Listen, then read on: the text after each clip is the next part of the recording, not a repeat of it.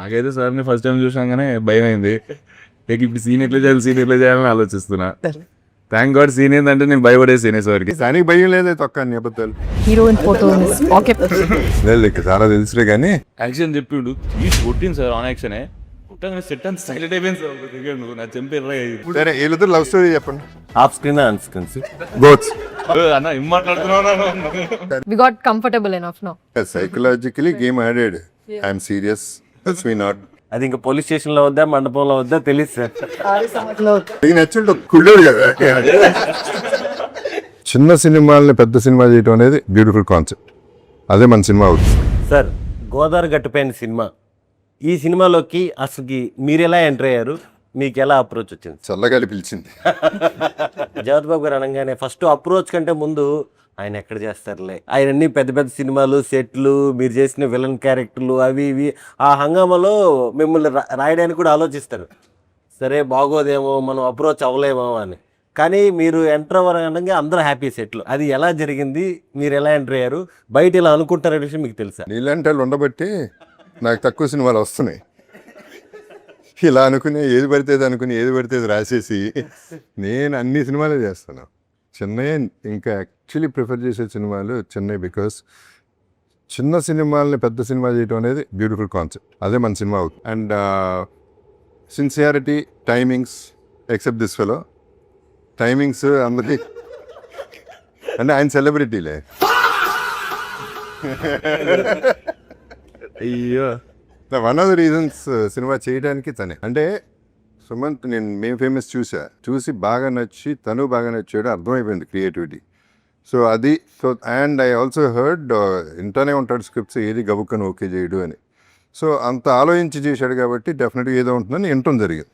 విన్నాక బాగుందని అనిపిస్తుంది జరిగింది. తను బాగా నరేట్ చేశాడు సుభాష్. అంటే తను ఎక్కువ ఎక్సైట్ అయ్యాడు నాకంటే. నాకు అర్థం కాలేదు తను ఎందుకు ఎంత ఎక్సైట్ అవుతున్నాడు. కానీ సినిమా చూసిన తర్వాత ఎక్సైట్మెంట్ ఉంటుందనే ఫీలింగ్ వచ్చింది.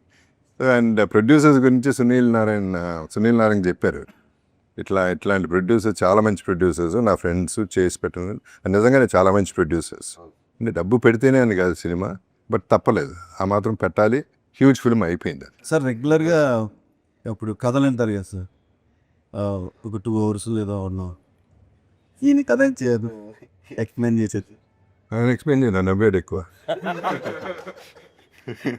అంటే ఆయన మామూలుగా హీరోకి అయితే 8 hours చెప్పారంటే అబ్బో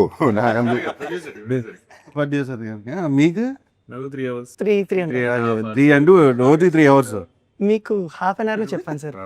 హాఫ్ అన్ అవర్లో అంటే ఇక్కడ చిన్న టెక్నిక్ జరిగిందండి సార్. సార్ చెప్పనా? చెప్పు ఇది ఉండదు చెప్పు. నేను నమ్మింది చాలా సింపుల్ అండి. సార్కి డాటర్స్ అంటే చాలా ఇష్టం. ఆ ఒక్క లైన్కి పడ్డా. సార్కి వెళ్ళి వెంటనే సార్ ఇది కథ ఏం లేదు సార్, 1 line లో father and daughters love stories sir అని చెప్పి అక్కడ ఫిక్స్ అయిపోయింది, అక్కడ లాక్ చేసాడు. టచ్ చేసావు, నా గుండెల్ని టచ్ చేసావు.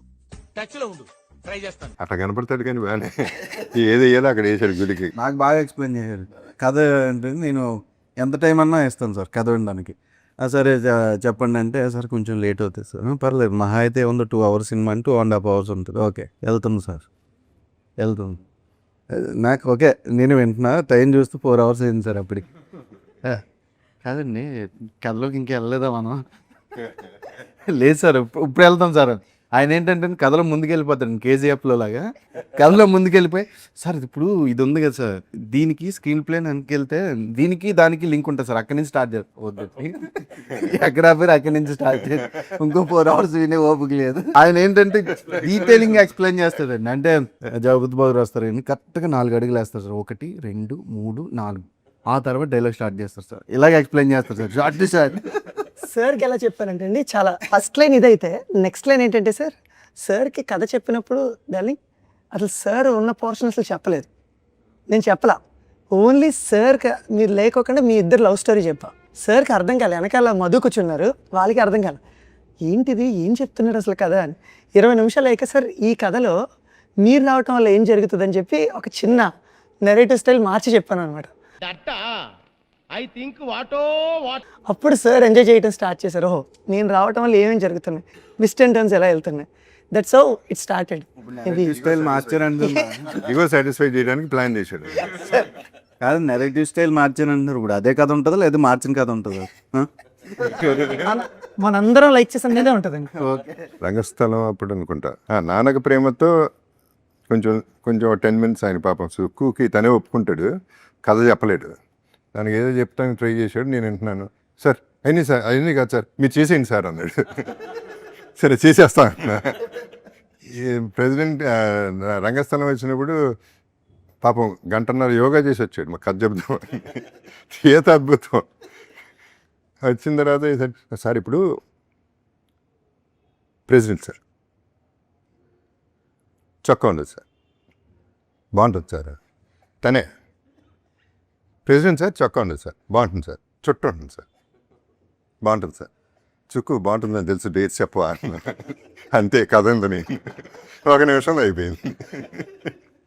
యా మనోడిని ఏంటి అసలు ఎంత గ్రిల్ చేద్దాం ఈ లవర్ బాయ్ని. అని బేసిక్గా లవర్ బాయ్ ఆయన అనుకుంటున్నారు కానీ మీరు నువ్వా లేకపోతే ఈమె ఈయన ఇక్కడ ఉన్నారు సార్ లవర్ బాయ్. ఆయనకి మించిన ఎవరు ఉన్నారండి? బాబు తెలీదండి ఈ గురించి. చెప్ప ఈయన గురించి చెప్ప. ఈయన కరెక్ట్ అండి ఆయన గురించి చెప్ప. లేదు సార్, ఇతనికి చాలా ఉన్నాయి సార్, చాలా ఉన్నాయి. చాలా లవ్ స్టోరీలు ఉన్నాయి సార్. ఇప్పుడు మన సినిమాలో 40-50 మంది అమ్మాయిలు ఉంటారు సార్, అందరూ అందమైన అమ్మాయిలు. ఎవరిని ఆడిషన్ చేయలేదు, ఏం చేయలేదు సార్, అందరూ ఇతను క్లోజ్ ఫ్రెండ్స్.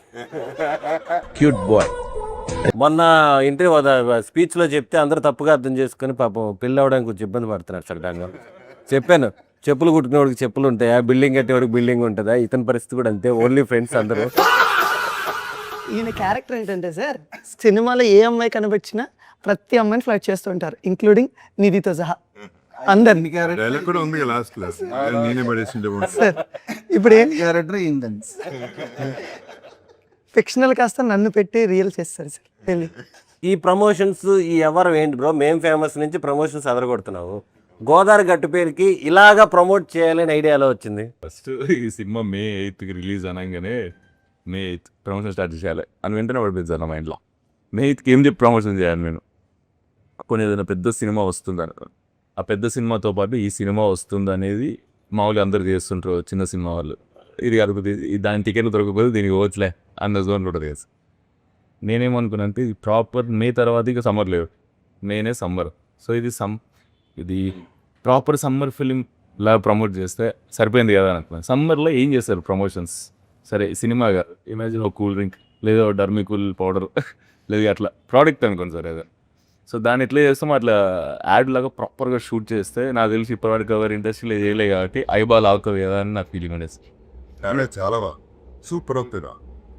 అంటే యాడ్స్ ఎందుకు చేస్తూ ఉంటారు, కమర్షియల్ యాడ్స్ కూడా చేస్తూ ఉంటారు. సినిమా యాడ్స్ ఎవరు చేయలే ఫస్ట్ ఆఫ్ ఆల్, నాకు తెలిసి సినిమా యాడ్స్ చేయలే.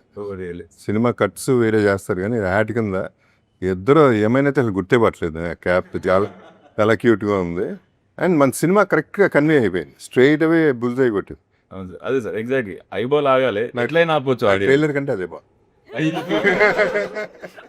స్టేట్మెంట్ ట్రైలర్ నాకు తెలిసయ్యా, ఇది సర్ప్రైజ్. ట్రైలర్ ఆల్రెడీ తెలుసు. నా సినిమా తెలుసు.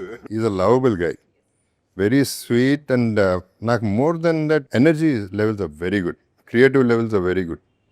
అండ్ ఎప్పుడు ఏదో ఆలోచిస్తూనే ఉంటాడు, లేకపోతే పాటలు పాడుతూనే ఉంటాడు, ఏదో కొత్త కొత్త చేసుకుంటూ ఉంటాడు, మైండ్లో తిరుగుతూనే ఉంటుంది. ఈ will make a very good director also, actor కాకుండా. ముందే అనుకున్న ఫ్యూచర్ చాలా బాగుంటుంది అనేది నా అంచనా. And I like people with so much energy and creativity. ఈ సినిమాల్లో తిననుకున్నట్టు వేరే ఉద్దేశాలు. ఈ సినిమాల్లో అతనికి ఏదైనా ఒక సినిమా రీమేక్ చేయమని ఇవ్వాలంటే ఏ సినిమా ఇస్తారు సార్? నాకు దానికి పోలికే లేదు. నేను చేసే సినిమాలకి దాన్ని చేసే సినిమాలకి సంబంధం వెళ్ళి నాకు చిన్న దానికి నేను చేశాను ఒక చెత్త సినిమా చిలకొట్టుడని, అది అది చేయమని. అది కరెక్షన్ చేసి చిలకొట్టుడు ఈయనకిద్దామా ఈయనకిద్దామా అది సార్ ఈవెంట్స్లో ఓకే, ఇంటర్వ్యూలో కూడా రోస్టింగ్ కానీ చిలక్కుంటాడు కదా సార్, దోమ కుట్టుడు కొడతానే ఉంటాడు. ప్రతి సీజన్కి ఒకరు వస్తారండి, వాళ్ళే పోర్ట్రేట్ అవుతా ఉంటారు ఎక్కడికి వెళ్ళినా. అదే ఈ సీజన్ అవ్వట్లేదండి, మీరు చేస్తున్నారు. అదే ఎవరో చేస్తారు కాబట్టి. మనోడికి అంతపురం బాగా ఇష్టం సార్ మీ క్యారెక్టరేషన్. ఎందుకు ఒరిజినల్ గట్ట ఫీల్ అయిపోతున్నాడు. పార్ట్ 2 చేయాలని సార్. అయ్యో ఎట్లాంటి కోరికలు ఏం లేదు. చేస్తావా కథ రెడీగా ఉంది. అంతపురం పార్ట్ 2 ఏంటి సార్? రైల్వే ట్రాక్ దగ్గర Don't act. అంటే తెలియదు సార్ నాకు అసలు దాంట్లో నేను ఎట్లా చేయాలి. ఫస్ట్ షాట్లో ట్రైన్ కింద పడేస్తా. Definitely sir. అంత బ్లాక్ బస్టర్ సినిమా సీక్వెల్ బాగుంటావు కూడా అదే ఆ క్యారెక్టర్ సూపర్ ఉంటావు. సరే ఎనీవే డైవర్ట్ అవుతుంది. డే వన్ సెట్కి వచ్చినప్పుడు కొత్త డైరెక్టర్ కదా సార్, అంటే మీరు చాలా మంది కొత్త డైరెక్టర్లు చూసుంటారు, ఈయన చూసినప్పుడు మీ ఫీలింగ్ ఏంటి సార్ డే వన్?